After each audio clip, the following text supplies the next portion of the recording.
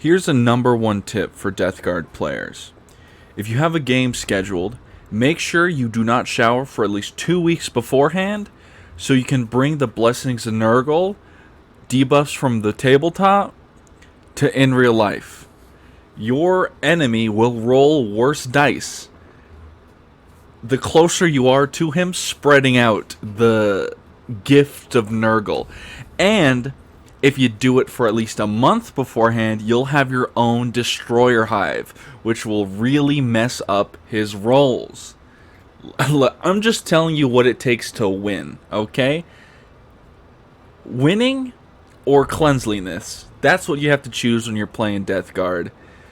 It is what it is. I don't make the rules.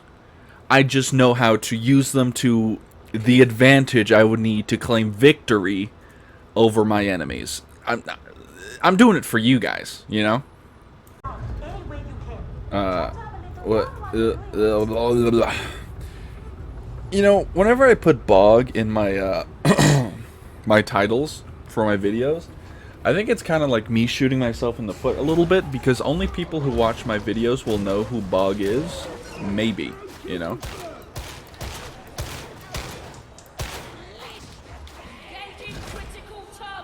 Where is it?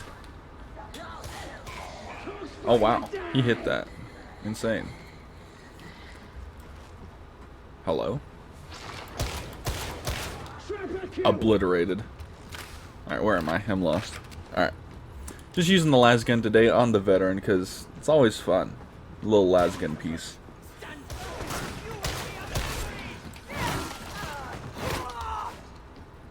Oof. Alrighty. I had like a whole thing I wanted to say.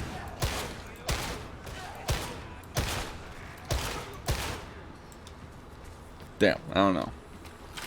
Oh, but you know what I will say is I've been watching Prehistoric Planet, the Apple TV stuff with David Attenborough, and it dawned on me today is that one, they know like what the dinosaurs probably look like. They know this, that, the other, how they probably behaved, right? We can compare it to like animals we have today, like with the pteropods and the raptors and shit. And seeing a feathered velociraptor was so cute. I wanted to pick it up and squeeze it. There's also another one called like an orthocephalon. It was another like bird raptor, but had really good hearing and it was really cute. But it dawned on me from that is like, since they made this thing act so cute, it's like they have to write scripts and like drama for these dinosaurs. Like there was a theropod or a thessalopod. It was one of the flying ones. Oh my god, my nose, it itches. Uh-oh, I'm so dead. And it was one of those birds that either has a really big crest or looks like a female to disguise itself in the herd. Oh my god, my nose, it itches. Oh, thank god, we got an Ogren. Oh.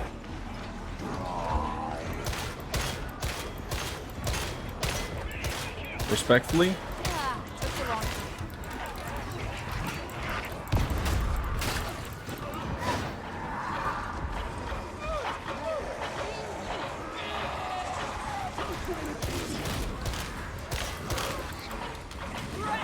Ah.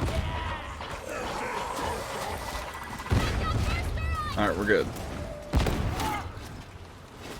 And like, there's this whole scene where it's like, this big, like, flying dinosaur. I don't remember the name. It was, I think it's called, like, pteropods, but I don't know the actual name of the specific dinosaur. But the whole thing is, like, some of the males are really big and have this really big crest, and that's what they used to like fight for and attract mates and all that. And they'll like wander their herd. Meanwhile, there's these males that are like sneaky. They're really small. They don't have big crests. They look a lot like females. And what they'll do is they'll reproduce by like sneaking around the alpha, if you will, to put it in like reasonable terms. Give me half a second while I clear my throat.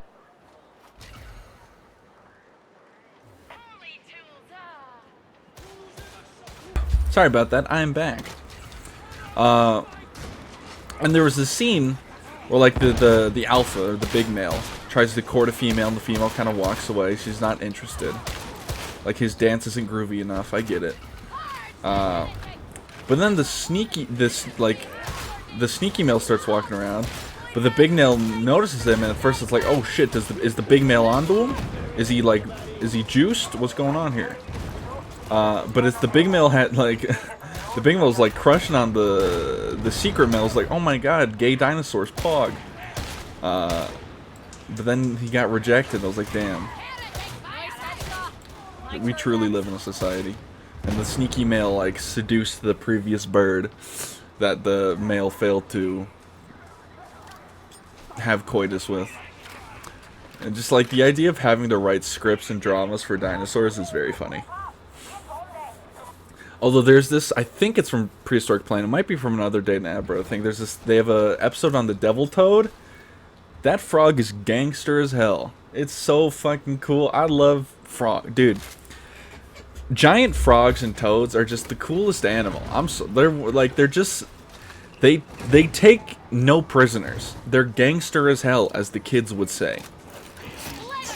Like, look up the devil toad, like Prehistoric Planet. I'm you'll see the coolest fucking thing you've ever seen in your life. That thing, it's like it walks around, takes no, doesn't take no for an answer, takes no shits from nobody. Gets the damn thing done. And they're just goofy. Toads are goofy animals, and I love them so much.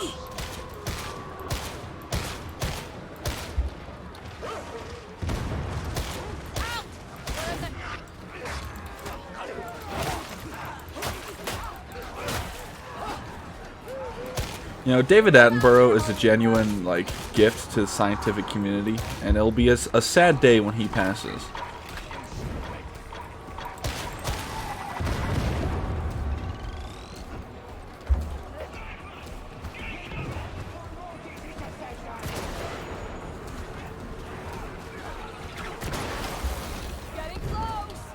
Hello, have fun.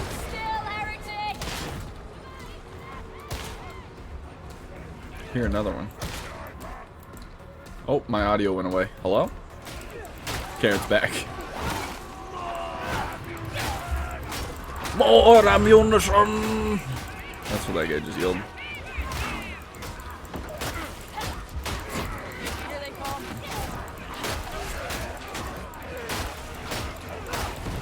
Whew.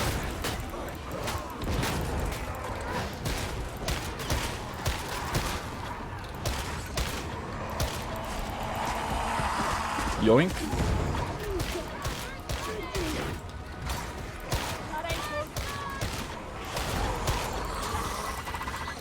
Cease this activity. I'm going to perish. Ow. Ow. Damn it, it didn't help. I didn't get the shove off. Unlucky.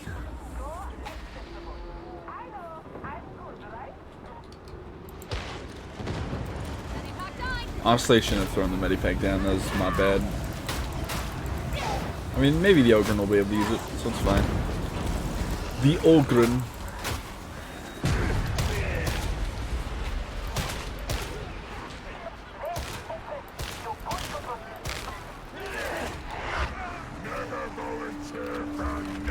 So true. Ugh.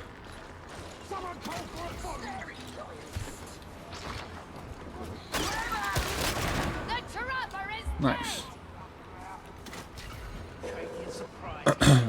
I do hope that if Votann get more models this year, that they're more dwarfy. Since I'd love to, Votann are cool as hell, but aesthetically they're not. I wish they had more runes and shit ever. I feel like I mentioned this in the last video or something. Because their characters are cool as hell, and honestly, if I don't get into knights, Votann will probably be the army I get into next in the not so far off distant future of the 41st millennium, just because dwarves are cool. Thank you.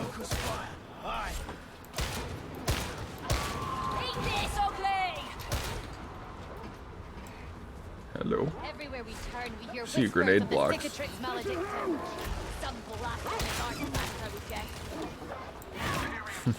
That reminds me of this, that voice line reminds me of, how there was like this anathema knife? I think that, or it's not anathema, I think it's athame knife or something? It's like a warp knife. And the Tau, they had it in like a museum, and this Inquisitor, went and stole it. And as a bunch of fire warriors surrounded her, she used it to cut a hole in reality and escape. We love a little silliness in our 40k. Look, you can't have a grimdark setting without a bit of silliness in it, because the silliness just it not only does it lighten up the grim darkness a little bit, but also kind of adds like a bit of reality to it. Yeah, even if a situation sucks, some things are going to be silly. Because humanity and living species love to be silly, okay? Except maybe elves. They're probably the ones that don't like being silly. Even the Necrons, the ones that are consciousness, like being silly occasionally. Like, look at fucking Trajan and Orican. What was his name? The Thunderlord? Sargon? Sargon feels wrong. It's not Sargon. It's something the Thunderlord. Or the... Oh, Emotech the Stormlord. That's what that came to me. He's probably like a silly guy. Silent King? Maybe not. I feel like he's just sad.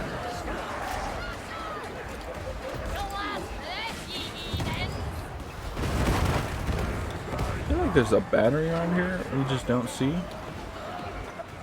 Oh, I see it.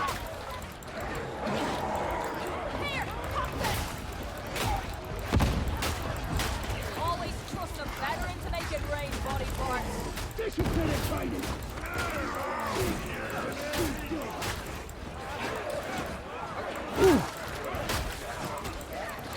Yeah, the way I would make the dwarves look more dwarfy is just simply add more runes. Like, if you look at the characters, they have a bunch of, like, runes and shit on them.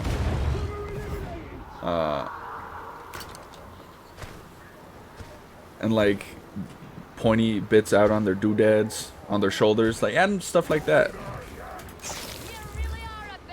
Although I get their rank and files, like, it's just the rank and file don't feel very, like... It almost feels like a separate army compared to, like, their character and heavier units, you know? Like, the only similarity is, like, kind of the Among Us crewmate kind of vibe. Also, I think it's called the Hearthkin Destroyer or something. It's a unit, it's a heavy unit. Hold on, I'm just gonna look it up. Games Workshop Votann. Oh, why is my phone auto rotate on? Oh.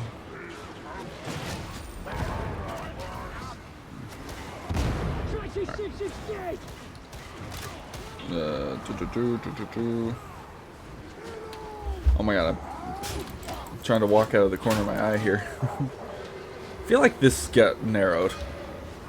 Maybe I'm crazy. Votann Index, Votann... The Chthon Berserks look fine. I wish they had more like... I wish they had more like runes on their fists and their axe, but... You know, it is what it is.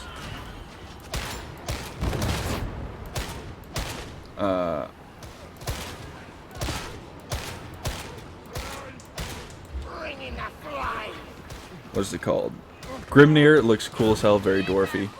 The Einhar Champion. He looks very dwarfy. He's got a lot of runes, very bulky, very cool. However, he has an option to build him without a hammer, but he has two options, a hammer and an axe. The axe makes him look less dwarfy just because it's not big enough, okay? The hammer, massive. The axe, dainty, not cool.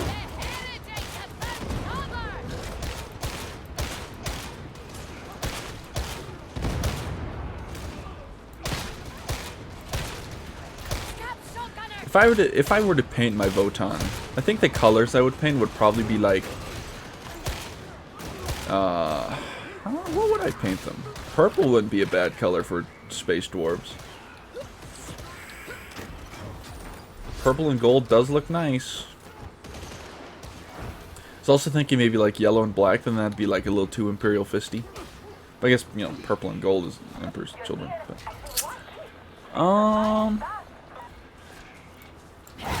Could also do white. I don't really like painting in white though.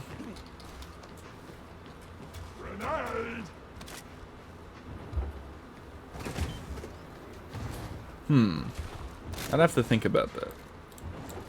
I mean, it'll be a ways away before I get any, because I still have to build my Tyranids. Unless I just sell the Tyranids I have on eBay, because part of me is thinking that.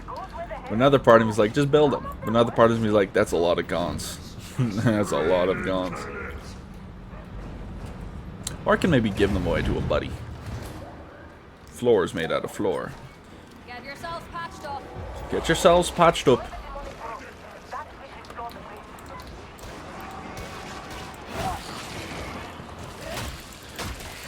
You know, since Fulgrim is coming back in this setting, I've definitely said this before.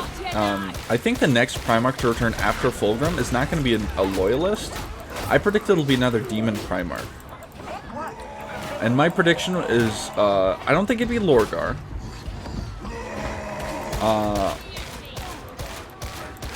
Well, I guess I could also say Corax, but I did specifically say not a Loyalist. But I feel like it's either going to be Perturabo. Or Perturabo, yeah. Perturabo or Lorgar, but I feel like Lorgar, it's more likely to be Perturabo. It feels like with the Vashdor stuff going on. I don't know if that'll be resolved in 10th edition though. The Arcs of Omen. I mean, it could be Lorgar, I guess. I mean, but the Tyranids are, I feel like the Tyranids are going to be the main focus for 10th edition, which makes sense. And I hope they are the main focus for 10th edition, okay? Tyranids deserve love too. Oh, what? Oh, what? Is one snacking on your leg? Grow up. Be a man. Oh, is one spewing maggots into your open wound that are eating your intestines? Oh, baby. They're cute, and they deserve love, and scritches underneath the chin. Except the Screamer Killer, because he has a receding hairline on a bug. Explain that one. Explain that one, James Workshop. Why does that bug have a receding hairline?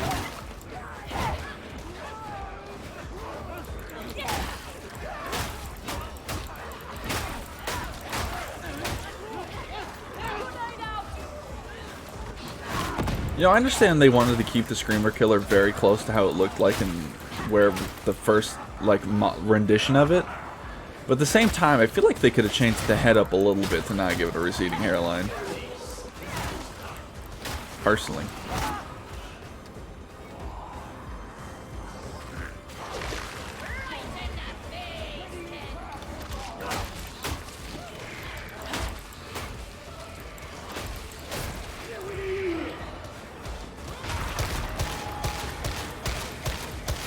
I do hope that the Assault Terminators get revealed with the next Tyranid reveal, simply because I want to get the Terminator Chaplain and attach it to a squad of Assault Terminators. Because I want to give the Terminator Chaplain I believe it's the Storm Shield, not a Relic Shield, I'm pretty sure. Pretty sure it's a Storm Shield. 62% sure. I guess I could look it up, but pretty sure it's a Storm Shield.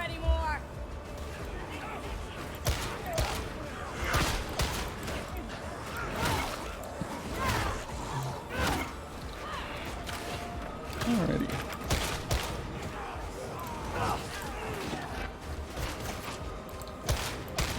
Woo! Nice.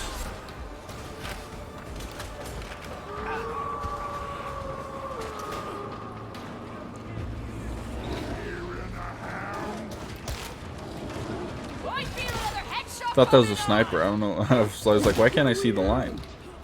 But nope, it's just a regular dude. Cease that. Cease that.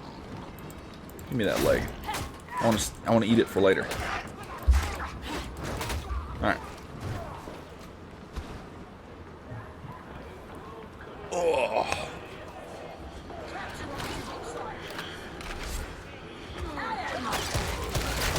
Ouch.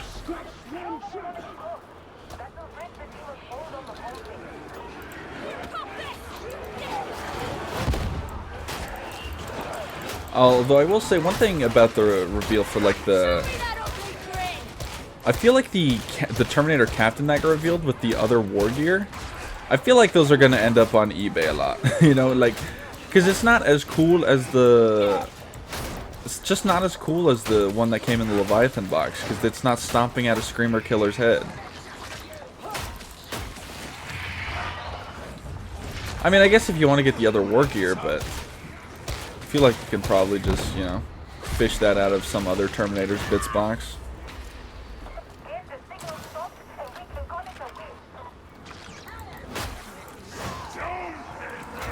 Although I guess some people would want to base their own Terminator, so I guess, never mind, I guess. But I mean, they're still probably going to end up on eBay a lot, those kits, if they come with the box of the other Terminators. Which I'm pretty sure they will. But you'll probably be able to buy them individually. You can buy a lot of stuff like, at least at my local GW, you can buy a lot of like stuff individually. They're in like little, instead of little like boxes, they're in like little plastic cartons. Like I bought the Blade Champion individually, I bought there's like, they have like some Sisters characters, Death Guard characters, this, that, the other. A lot of Death Guard characters actually at my particular shop. Maybe that's because in 10th edition they weren't the best, but now that they've been buffed to have their contagions got buffed, they should be seeing some probably more love from the meta gamers. Well, actually, I don't know.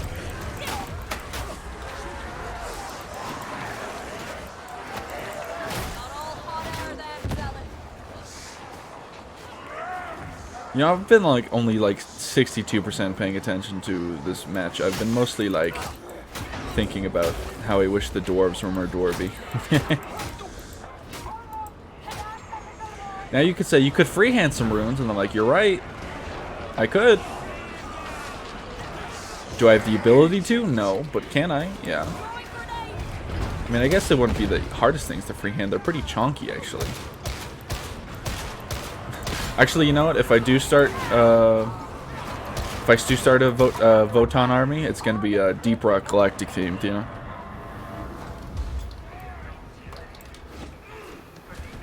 I'm gonna paint any vehicle like Doretta. See if I can't get a 3D sculpt of Doretta's head, slap it on there. Oh, nice! I got a penance. We love a little penance piece. This was a Damnation game, by the way. I don't know. I couldn't fucking tell. This game went by so quickly. That's okay. Sometimes life goes at you fast, and sometimes so do Darktide games. Got a nice little braced autogun for it. Well, if you made it this far in the video, I don't even remember what I talked about other than dwarves and some models. Thank you for watching. Like and subscribe, or don't. I am not your mother, but you better have brushed your teeth. Now have a good one.